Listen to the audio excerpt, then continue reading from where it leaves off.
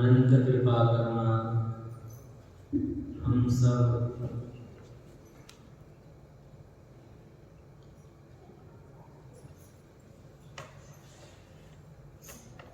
सत्संग के माध्यम से देवर्षि नारद जी महाराज के भक्ति सूत्रों का यथामति यथा समय स्मरण कर रहे थे।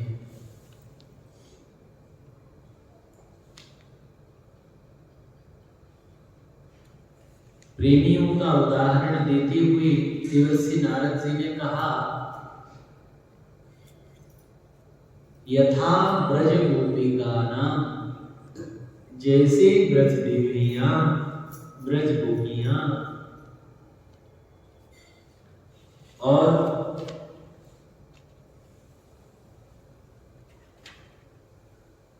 देवर्षि नारद जी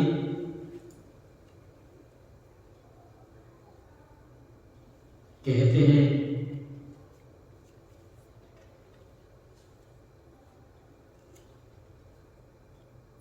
तत्रापि न महात्म ज्ञान विस्मृत्यवाद। ये जो अपवाद है कि गोपियां भगवान को नहीं जानती, ये ऐसी बात नहीं है। गोपी जानती थी कि श्री कृष्ण कौन है। न खलु गोपिका नंदनो भवान अखिल देहिनाम अंतरात्म दृढ़ दिखन सार्थिको विश्वगुप्तये शखउदेवान सात्वताम कुले।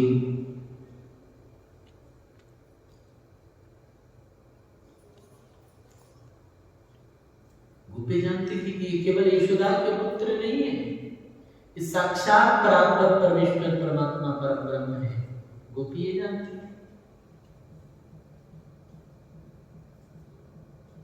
भगवान जानते हुए भी प्रियतम मानती थी।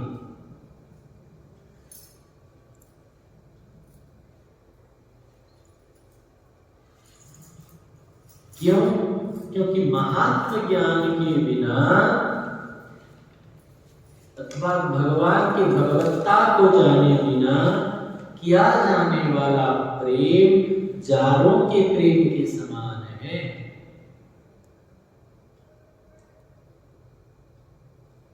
और यही कहते हैं कि नास्ति व तस्मिन् तत् सुख सुखित्वम्। उस जारे के प्रेम में, सांसारिक प्रेम में प्रियतम के सुख से सुखी होना नहीं होता है। जारों के जो प्रेम है, संसारियों के जो प्रेम है, इसमें स्वार्थ रहता है। सुर नर मुनि सबके यह रीति, और स्वार्थ लागी करे सब प्रीति। स्वार्थ होता है।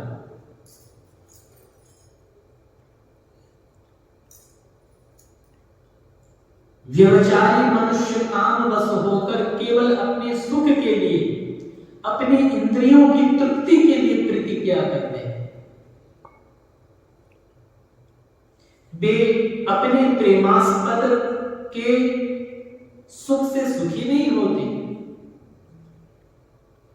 गोपियों के प्रेम में यह भाव नहीं था। अपना सुख के लिए वो कृष्ण मिलन नहीं चाहते थे। लौकिक काम जनित प्रीति में प्रेमास्पद पुरुष जार होता है और उसके अंग संग की इच्छा होती है। यहां प्रेमास्पद तो साक्षात विश्वात्मा भगवान, और गोपियों के मन में अंग संग की कामना नहीं है, लेस मात्र नहीं है। गोपियां केवल श्री कृष्ण की सुख की अभिलाषिणी थी। गोपियों का सर्वस्व है श्री कृष्ण की सुख। अगर गोपी को ऐसा अनुभव हो कि मेरे आलिंगन से श्री कृष्ण को सुख मिलेगा, तो वो आलिंगन करती थी।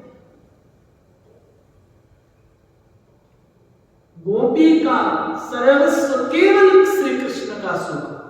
अपने सुख का गंध भी नहीं।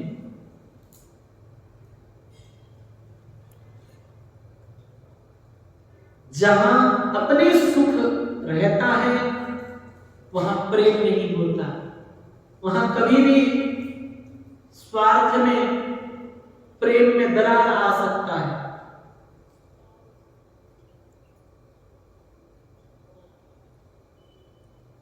भाई भाई में झगड़ा, पिता पुत्र में झगड़ा हो जाता है, एक दूसरे को मारने लग जाते हैं। कहीं कहीं ऐसे सुनने के लिए मिलता है कि जन्मजात शिशु को, बालक को, बालिका को कोई भी उसको रोड में फेंक दिए थे। कैसे पिता माता हो? अपमान की भय से, लोग लज्जा की भय से, भाई लड़की होगी तो दहेज देना पड़ेगा, इसीलिए लोग भ्रूण हत्या कर लेते हैं, अपने ही बच्चे को अपने ही पेट में मार डालते हैं। हे भगवान, हे प्रभु, ऐसे काम करते हैं लोग। समाज में भयंकर भयंकर ये सब जो हो रहा है, और कौन से पाप का परिणाम है? कोरोना वोरोना, क्या क्या नाना प्रकार के जो संसारिक में आपदाएं आ रही है, ऐसे पापों का परिणाम कितना बड़ा। अपने बच्चे को, भाई अपने बच्चे को एक तमाचा में लगाए तो कैसा लगता है? मनुष्य इतना स्वार्थी, इतना गिरा हुआ हो सकता है, अपना बच्चे को अपनी पीठ पे मार रहा है। ऐसे काम कर रहे हैं, कितना गलत है। संसार में जो संसारियों का प्रेम है, ये हमारा स्वार्थ युक्त है, स्वार्थ के लिए सब।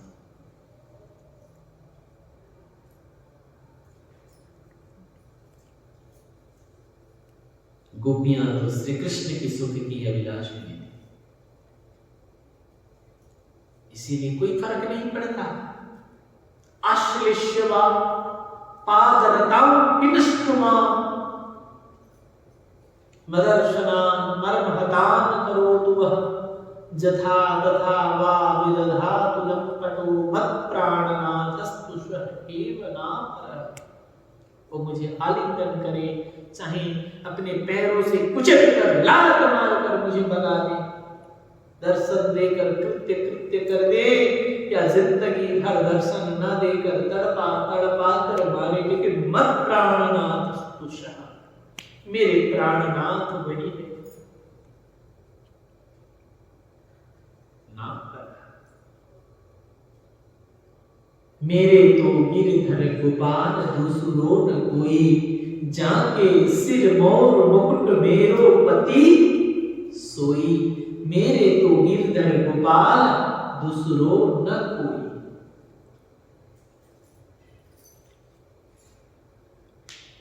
गोपियों ने अपना तन मन बुद्धि रूप यौवन धन प्राण आदि संपूर्ण वस्तुओं को प्रियतम श्री कृष्ण की पूजन सामग्री बना लिया था।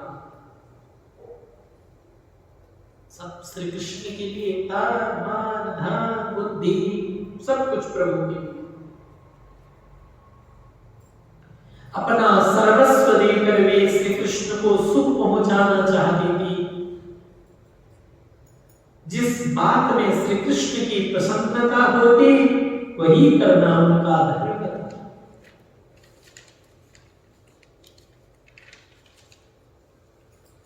गोपी रोज मथुरा जाती थी दूध दही बेचने, लेकिन जिस दिन से श्याम सुंदर गए तब से गोपी गई नहीं। कितना दूर है मथुरा से ब्रज नंदगांव, कितना दूर है? बहुत दूर तो नहीं है, लेकिन गोपी जाती नहीं थी। क्यों नहीं जाती थी पता है? क्यों? ब्रजवासी भी नहीं जाते थे। क्यों? क्योंकि उनको पता है कि हमारे श्री कृष्ण को संकोच में पड़ना पड़ेगा। वहां तो वो मथुरेश है, मथुरा के नायक है, मथुरा के अधीश है। उनसे मिलने के लिए बड़े बड़े देवता आते भी हैं, तो भी उनको प्रतीक्षा करना पड़ता है, तुरंत दर्शन नहीं मिलता है।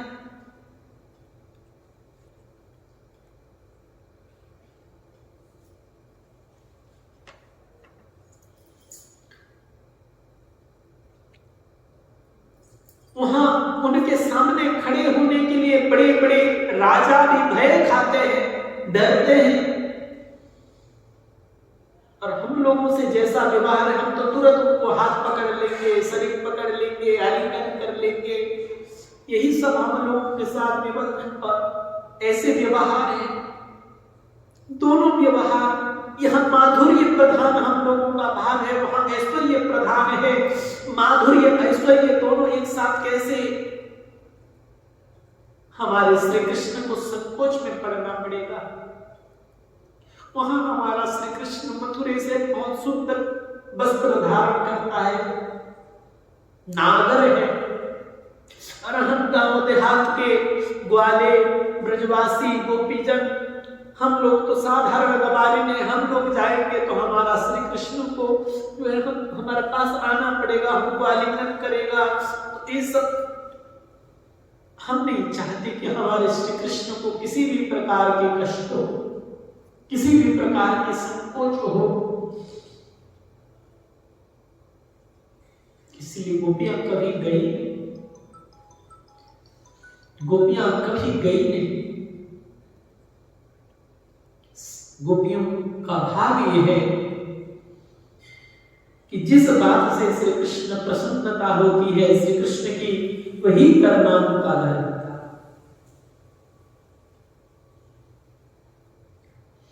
उसमें उन्हें परम सुख की अनुभूति होती थी। बस मेरे रोने पर जो आए प्रभु को हंसी, तो रो रो के उनको हंसाया करूं।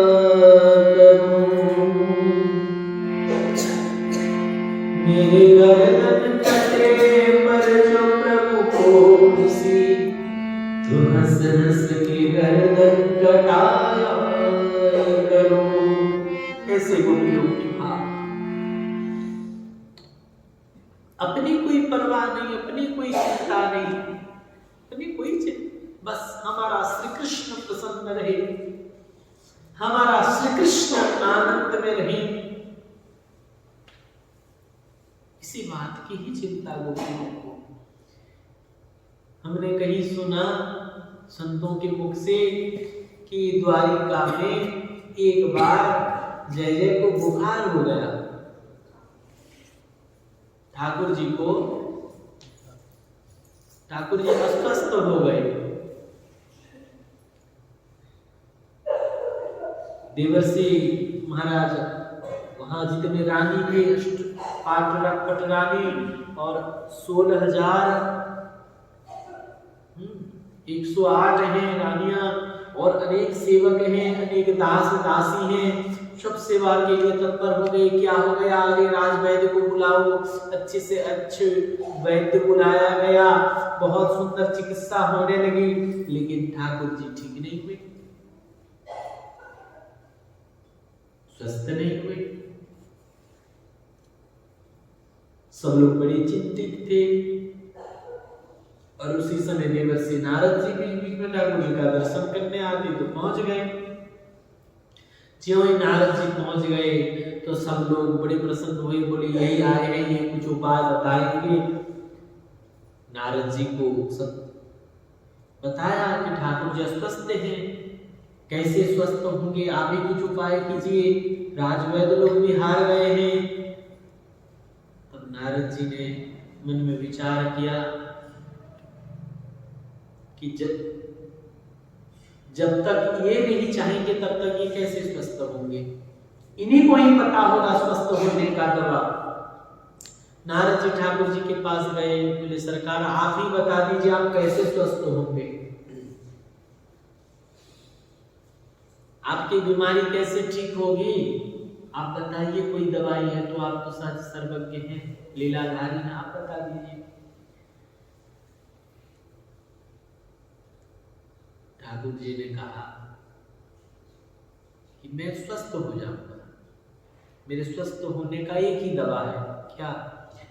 बोले कोई ऐसे मेरे भक्त जो मुझे अपना स्वामी मानता हो या मानती हो, जो भी मेरे ऐसे कोई भक्त जो मुझे मुझे ही सर्वस्व मानती हो, ऐसी कोई भक्त का चरण का धूल, उनके चरण का लगा हुआ रज लाकर अगर मेरे मस्तक पर रख दिया जाए, मेरे मुख में रख दी जाए, तो मैं स्वस्थ हो जाऊंगा।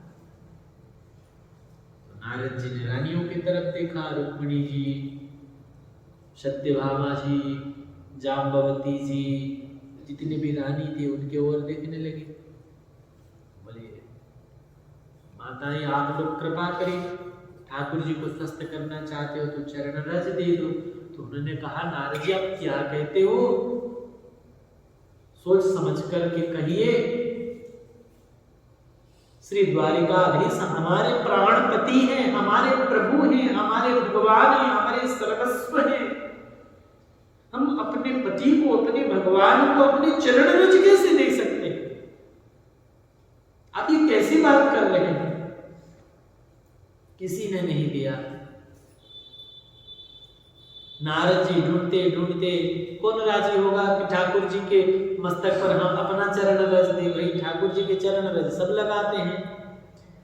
घूमते घामते देवर्षि नारद जी ब्रज में पहुंचे।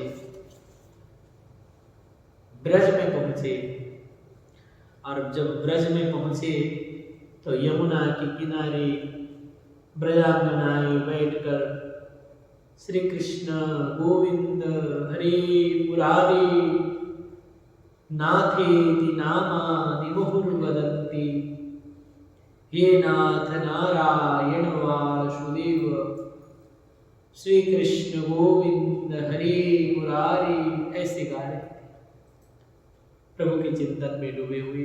ज्यों ही नारद जी नारायण नारायण कहते हुए आए, सब लोगों ने बड़े प्रसन्न हो गए। पहले जब जब नारद जी आते हैं, दर्शन देते हैं, तो हमारे प्रियतम के समाचार सुनाते हैं। सब दौड़कर नारद जी के पास भागते हुए आए। बोले नारद जी बताइए हमारे प्रियतम कैसे हैं, हमारे प्रभु कैसे हैं? नारद जी बोले बिल्कुल ठीक नहीं है, बड़े अस्वस्थ है। अरे क्या हो गया? आप वहां के वैद्य क्या कर रहे हैं? बोले कोई वैद्य की दवा कुछ नहीं काम दे रहा है। तो फिर कैसे स्वस्थ होंगे? बोले कोई ऐसे भक्त जो उनको अपना पति मानता हो, सर्वस्व अपने स्वामी मानता हो, ऐसे कोई भक्त वो अगर अपना चरण धूल दे दे तो तुरंत स्वस्थ हो जाए। इतना सुनते ही जितने गोपी थे अपनी अपनी जगह से पीछे हो गए और जहां उनका चरण रज था वहां से अपने हाथों में भर भर कर देने लगे। वो कोई कह रही है कि नारद जी हमारे चरण रज ले जाओ, उनके मस्तक पर लगा लेना, पूरा शरीर में लगा लेना, उनके मुख में भी रख देना।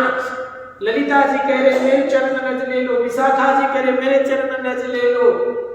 जितने गोपी थे सब आपस में, वो कह रही है मेरे ले लो, वो कह रही है मेरे ले लो, मेरी चरण रज ले लो, स्वस्थ हो।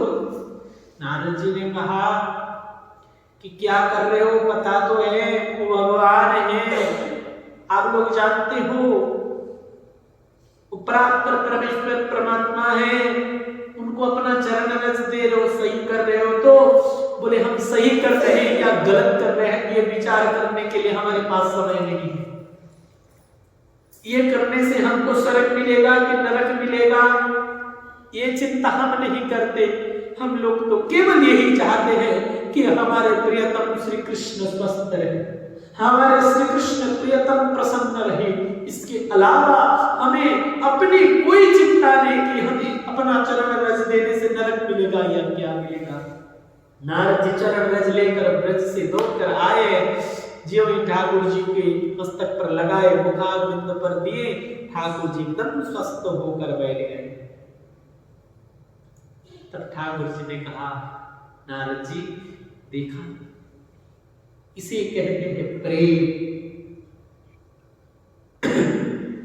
आपने इतना ढूंढा लेकिन आपके मन में ये नहीं आया कि मैं अपना ही चरण रज दे दूं।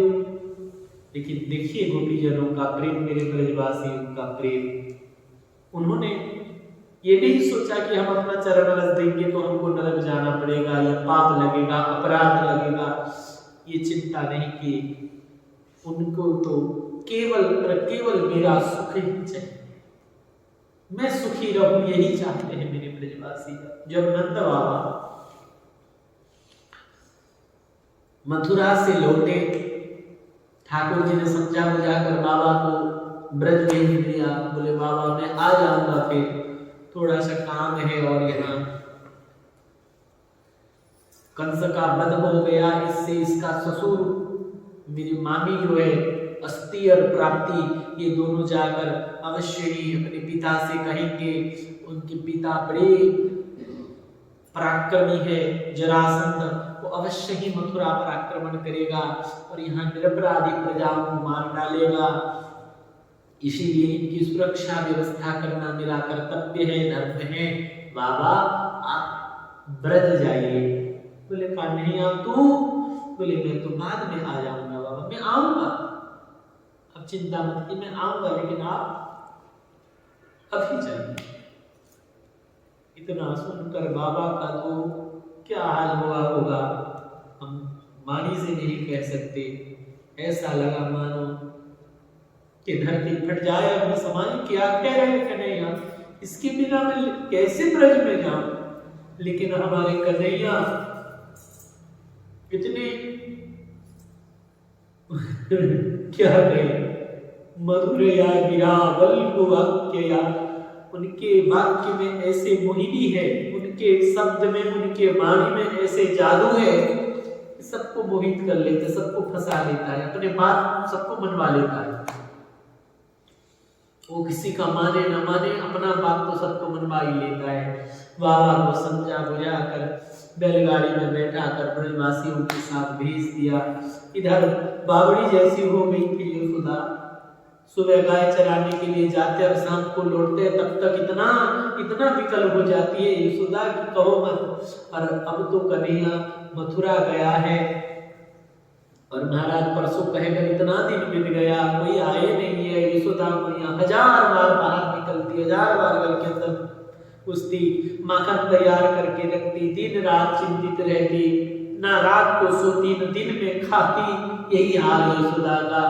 और जब बाबा का बैलगाड़ी आया तो दौड़ती हुई भागती हुई गई, मेरे कन्हैया आया होगा, लेकिन देखती है यशोदा जी कि कन्हैया आया नहीं है। और महर को, स्वामी को, नंदराय जी को हाथ पकड़कर बैलगाड़ी से उतार रहे हैं। समझ गई कि कन्हैया नहीं आया। यशोदा जी बोली महर लाला। नंदराय जी अपनी छाती में पत्थर रखते हुए बड़े दुखी होकर कहने लगे, यशोदा कन्हैया आया नहीं, लाला आया नहीं, लेकिन मेरे कन्हैया बाप का बड़े धनी है, जो कहता है वो करता, आएगा यशोदा। तब यशोदा अत्यंत पतिव्रता सती सत्वही नारी, पति को परमेश्वर मानने वाली, लेकिन श्री कृष्ण प्रेम इतना है कि यशोदा बोली महर लाला नहीं आया, आप आ गए, क्या करूं यशोदा। हमारे लाला के वाणी में ऐसे जादू है कि वो अपने बात सबको मनवा लेता है। मुझे समझा बुझा कर भेज दिया। यशोदा जी बोली स्वामी आपने दशरथ जी का चरित्र नहीं सुना, दशरथ जी की कथा नहीं सुनी। जब दशरथ जी ये जान गए कि राम अब लौटेंगे नहीं, तो राम राम कही राम कही, राम राम कही राम, तन परिहरि रघुबर विरह राव गयऊ सुरधाम। लाला आया नहीं और आ गए। तब नंद बाबा जी कहते हैं यशोदेव, जब लाला ये कहा कि बाबा आप चले जाओ, मुझे लाकर बैल की गाड़ी में बैठा दिया, तो यशोदा मैं सत्य कह रहा हूं, उसी समय मेरे प्राण निकल जाते। लेकिन एक बात ध्यान आया मेरे मन में कि दशरथ जी तो अपना देह त्याग कर दिए राम के विरह में, लेकिन जब चित्रकूट में रघुनाथ जी को यह पता चला कि कुछ पिताजी का देहांत हो गया है, तो श्री रघुनाथ जी एक दिन तक जल भी नहीं छुए, जल भी नहीं पिए। हे पिताजी तात तात कहकर पूरी दिन भर रात भर रोए। यशोदे जब मुझे लाकर बैलगाड़ी में बैठा दिया गया, उसी समय प्राण निकल जाते, लेकिन मेरे मन में आया कि मेरे अगर प्राण निकल जाएंगे तो मेरे कन्हैया को रोना पड़ेगा, मेरे लाला को कष्ट होगा। यशोदे क्या तू चाहती है कि हमारा लाला रोवे? सुधा जी बोली नहीं स्वामी, मैं कभी नहीं चाहती कि मेरे लाला कभी भी रोवे, उसको कोई किसी प्रकार का कष्ट हो। तब नंद राय जी बोली यशोदे तो फिर हम लोगों को जीना पड़ेगा। अगर तुम चाहते हो कि हमारे लिए लाला न रोवे, हमारे लिए लाला को किसी प्रकार का कष्ट न हो, तो यशोदे हम लोगों को जीना पड़ेगा, हम मर नहीं सकते। इतना समर्पण, इतना प्रेम, इसे कहते हैं सुख सुखी आगा। प्रियतम के सुख ही अपना सुख है, अपना कष्ट, अपने पीड़ा दिखाई नहीं देता प्रेमी को। प्रेमी को तो केवल अपने प्रियतम की सुख ही दिखाई देती है। जिस बात में श्री कृष्ण की प्रसन्नता होती है वही करना गोपियों के लिए धर्म था। उसी में ही उन्हें परम सुख की अनुभूति होती है। इसके अतिरिक्त उनके मन में अन्य प्रकार से होने वाले सुख की कामना तो कल्पना भी नहीं। यही तो काम और प्रेम का अंतर है। काम चाहता है दूसरे के द्वारा अपने सुखी होना, पर प्रेम चाहता है अपने द्वारा प्रियतम को सुखी करना, उसे सुखी देखकर सुखी होना। श्री चैतन्य चरितामृत में गोपियों के प्रेम का वर्णन करते हुए बहुत ही सुंदर वर्णन किया गया है। आत्मेन्द्रिय प्रीति वांछा तारवो रेखा कृष्णेन्द्रिय प्रीति इच्छा धरे प्रेम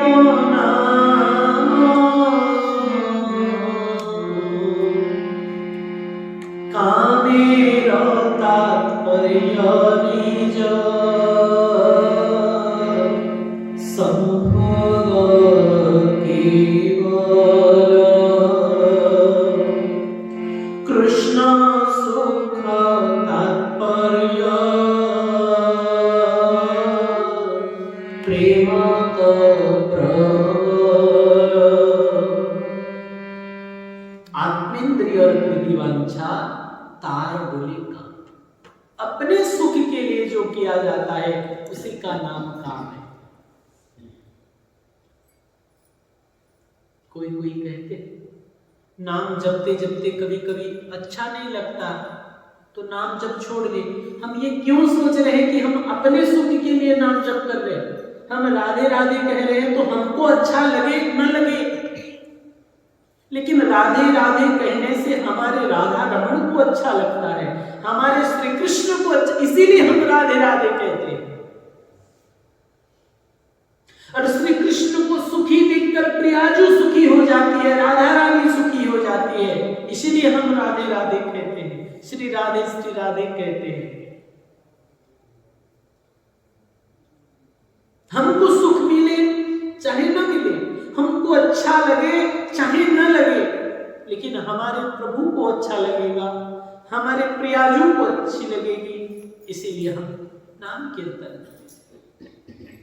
हम जो कुछ करें अपने प्रभु की प्रसन्नता के लिए करें, इसी का नाम प्रेम है। जब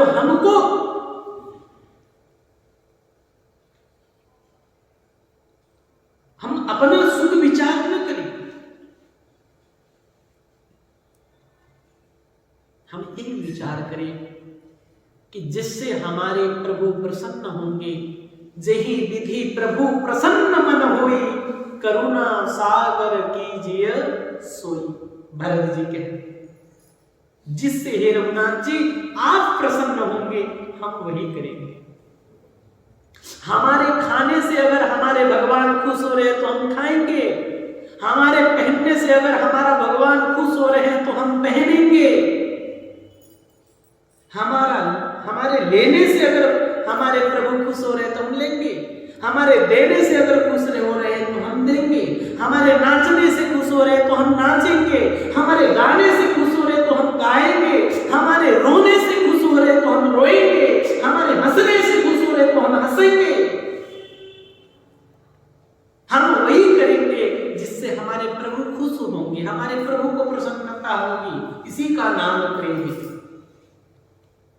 कामे तात्पर्य निज संभोग केवल, कृष्ण सुख तात्पर्य प्रेम तो प्रबल। आत्मा सुख दुख गोपी ना करे विचार, कृष्ण सुख हेतु करे सब व्यवहार। जो भी व्यवहार कर रही है गोपीजन, वो अपने कृष्ण की प्रसन्नता के लिए कर रही है, अपनी प्रसन्नता के लिए नहीं, अपने कृष्ण की प्रसन्नता के लिए कर रही है।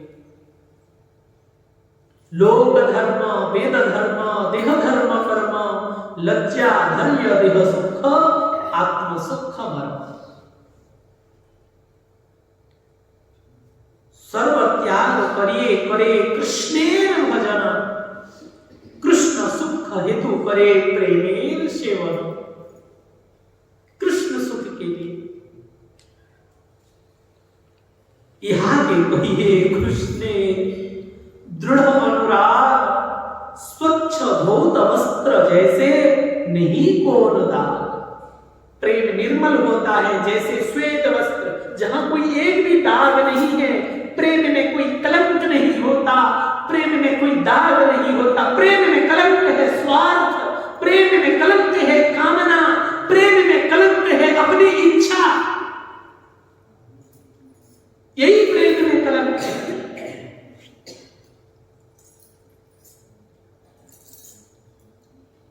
अतएव काम प्रेमे बहुत अंतर, बहुत अंतर। काम में और प्रेम में बहुत अंतर। कैसे अंतर? बोले काम अंधतम प्रेम निर्मल भाष्य। काम है अंधकार और प्रेम है भास्कर माने सूर्य।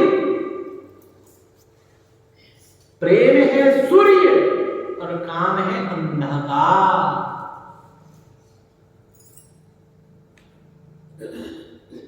काम क्या है? जो अपने सुख के लिए कर रहे हैं वो काम है, और जो अपने प्रभु के प्रसन्नता के लिए कर रहे हैं वही प्रेम है।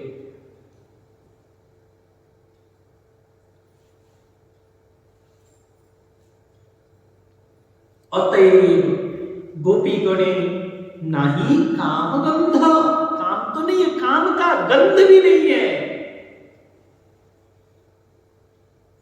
कृष्ण सुख हेतु मात्र कृष्णेर संबंध। केवल कृष्ण का सुख ही, भगवान श्री कृष्ण को सर्वस्व अर्पण, पल भर के लिए भूल जाने में परम व्याकुलता, श्री कृष्ण के प्रभाव और महात्म्य का सम्यक ज्ञान और श्री कृष्ण के सुख में ही सुखी होना, यही चार बातें गोपी प्रेम में मुख्य है। और एक बात को ध्यान देके सुनिएगा, गोपी प्रेम में चार बातें मुख्य है। क्या? बोले अपने श्री कृष्ण को, अपने प्रभु को अपना सर्वस्व अर्पण पहले। ये जय जय जो भी ये कुछ है ये सब आपका ही है, ठाकुर जी के नाम कर दो। इसमें अपना अपना कुछ मत मानो।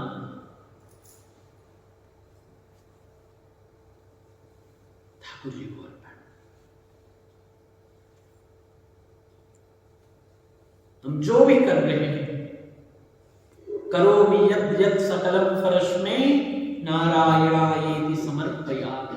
भगवान को सब कर्म अर्पण कर, सब कुछ सर्वस्व तन मन धन सब कुछ उन्हीं का, ऐसे अर्पण कर। पल भर के लिए भी अगर भगवान को विस्मृति हो जाए, भूल जाए, तो परम व्याकुल हो जाना। हम लोग कितने कितने समय तक भगवान को भूल जाते हैं, फिर भी हमको कोई कष्ट नहीं होता है, खा पी के सोते रहते, ऐसा नहीं। पल भर के लिए भी उनको भूल जाएं तो हमको बहुत कष्ट होना चाहिए।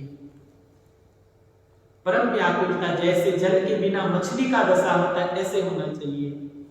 और इसके बाद श्री कृष्ण के प्रभाव और महात्मा का सम्यक ज्ञान। श्री कृष्ण हमारे साक्षात भगवान है, हमारे प्रियतम जरूर है, हमारे लाला जरूर है, लेकिन ये भगवान है, इस बात की ज्ञान।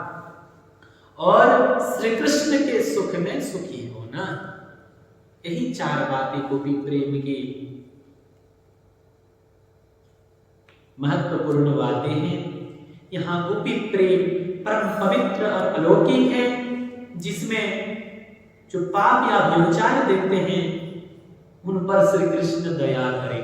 उनके विषय में चर्चा नहीं करना। जो गोपी प्रेम में यही देखते हैं कि व्यभिचार है, पराये पुरुष के साथ नाच रहे हैं, गा रहे हैं, या कोई पाप आदि की दृष्टि जो रखते हैं, उनको भगवान बचाएं, भगवान उनको दया करे, उनकी बुद्धि को सही करे। ऐसे है गोपीजनों के प्रेम। आज समय हो चुका है, कल हम लोग प्रेम रूपा भक्ति ही फल है, फल रूपा है, इसकी चर्चा हम लोग श्रवण करेंगे। और आज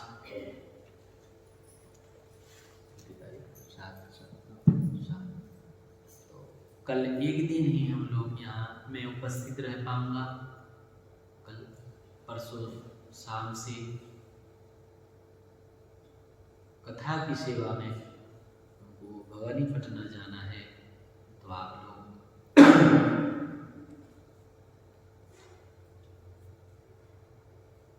जैसे आते हैं वैसे आकर, जैसे आप लोग भी कीर्तन करते हैं वैसे कीर्तन जरूर ठाकुर जी को श्रवण कराइएगा।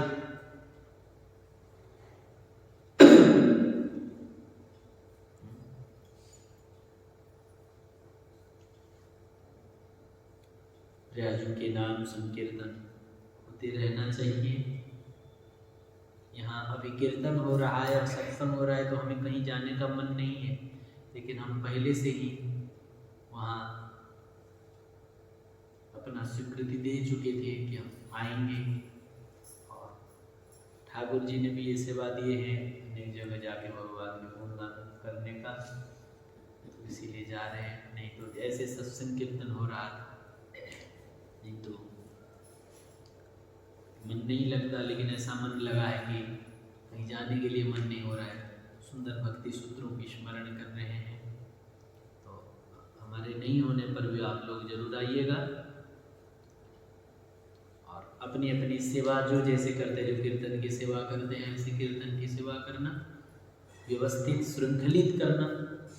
जो लोग जो जो सेवा कर रहे हैं, हम लोग बाग बगीचा में थोड़ा बहुत सेवा करते हैं, जो ऐसे कर लेना। जो गाय की सेवा में लगे वो गाय की सेवा कर लेना। जो सत्संग में आके कथा श्रवण की सेवा करते हैं वो कथा श्रवण की सेवा करना। शरीर तो शरीर है, शरीर कभी भी कहीं भी जा सकता है, कभी भी शरीर चला जा सकता है, लेकिन नाम रूप में भगवान सदैव हमारे पास हैं। इसीलिए नाम संकीर्तन चलता रहे और भजन स्मरण, भागवत स्मरण आदि होता रहे, यही प्रार्थना है।